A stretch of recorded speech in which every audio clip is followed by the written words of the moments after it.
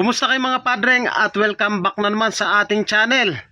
Mio Sporty, dinala rito ni boss ang issue ng kanyang motor kapag naka-minor, may parang kumikiskis na ganito. Teka, parang ganito yung tunog niya. So hindi ko na naipakita. Tingnan nyo Ayan, parang may ganyan.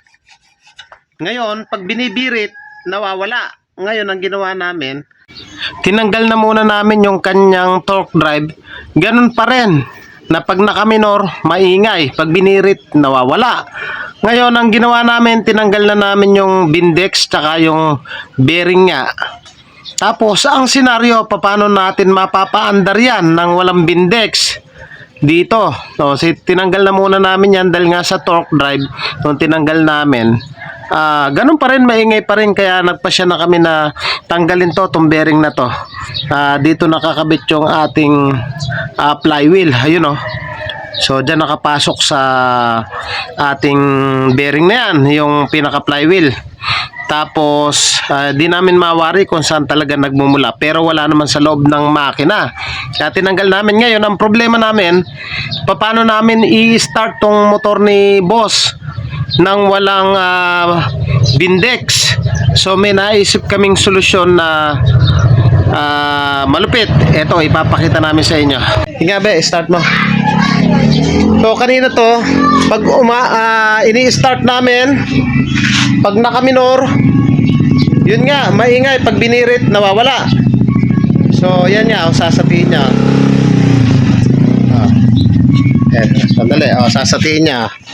Yes, ate. Okay. Ayan wala nang ingay hindi ko na lang na-video. Nakala mo may kumikiskis.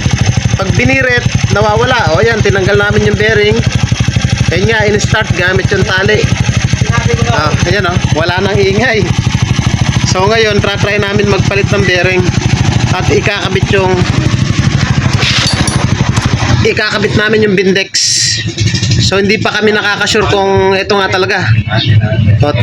Babalik natin tong bearing na bago, tapos yan nga yung kanyang bindex tsaka flywheel. So ito, bumili si boss ng bearing. Magkano to? 1-1. 1-1. So sasalpak natin to, yung bindex tsaka flywheel. Hindi na natin sasatiin. Check natin kung may kumikiskis pa rin, dahil pag may kumiskis, ibig sabihin wala rito sa bearing. So kabit na muna natin to. So yan, grinasahan natin yung bearing. Grasahan mo rin yung kabila. So yun nga, napakatagal na ng issue na to, na pag in-start kapag nakaminor, tila may kumikiskis na bakal. Tinanggal yung torque drive, ganun pa rin. Pinaandar ng nakakasayang bindex, ganun pa rin. Tinanggal namin yung bindex. Ang senaryo, paano ma-start? So tinanggal namin yung bearing, trinay naming satian, nasa tiyan umandar at tumahimik. So ngayon, tatry natin ng nakakasayang mga bindex. Dapat grasahan na muna itong bearing.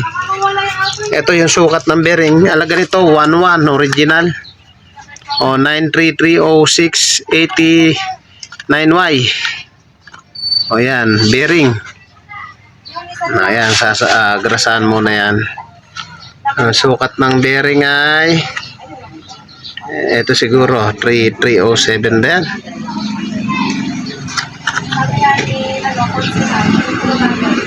So alam naman to sa Yamaha. Sasalpak na natin yung bearing. Ayan, i-sentro lang natin. Sentro. Okay, tapos pampukpok natin yung lumang bearing. Ikot. Lambot lang yata Lambot lang na Ayun Mga padreng, kung nais nyo magpagawa, taga-Bataan lamang po kayo, pwede po kayong sumadya dito sa ating shop. Dito lamang yan sa Pulo Hermosa, Bataan. At pwede nyo rin po akong message dito sa aking Facebook page, Padring Eli Motovlog, para mapag-usapan natin. Itong motor na to, dayo from Rivera, Hermosa, Bataan. Shout out sa may-ari. So ito na yung inyong motor. So ipukpukin lang natin ng siguraduhin natin na lapat yung bearing. So yan, naipasok na natin yung kanyang bearing. Okay, tapos syempre sasalpak na natin yung oil seal, yung kanyang flywheel, tapos yung bindex, at okay na yan. Tapos takpan natin, itry nating paandarin kung tatahimik na talaga yung motor ni boss. Ayan, salpak na rin natin yung flywheel, oh. Tapos bindex na lang. Ang issue nito, maingay pag nakaminor yung panggilid niya. Ngayon pag binibirit, nawawala. So kaya tinanggal na muna namin yung torque drive, ganun pa rin eh. Kaya nagpasya na kami na tanggalin nga ito yung bearing, tas paanda rin ng kahit walang bindex, paanda rin. So ayan, nakasan na natin. Okay. So yung mga padreng, nakakabit na natin yung kanyang pulley, yung kanyang torque drive. Ang issue nito, kapag pinaandar ng nakaminor, may parang kumikiskis na bakal. So ang ginawa namin, nagpalit kami ng bearing dito sa kanyang flywheel. So start mo, be. Huwag mong bibirit, start lang. Okay. Oh, wala na, oh. Wala na.